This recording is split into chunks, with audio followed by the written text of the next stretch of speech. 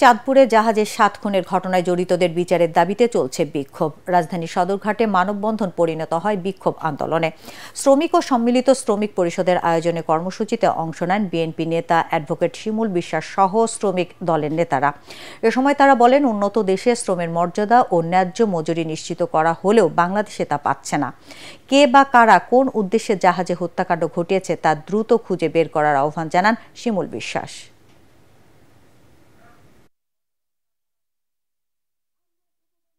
মালামালও কোনো লুটপাট না করে এই ৭ জন শ্রমিকের হত্যা যেভাবে বাংলাদেশের নৌযান সেক্টরে আতঙ্ক ভীতি বিক্ষোভ তৈরি করেছে, এই আতঙ্ক আর ভীতি বিক্ষোভ সকল শ্রমিক সেক্টরে ছড়িয়ে দিয়ে বাংলাদেশের চক্রান্তকারীরা শ্রমিক অঙ্গনকে আজকে উস্কানি দিয়ে আজকে পরিবর্তনের পক্ষে কাজে লাগাতে চায়।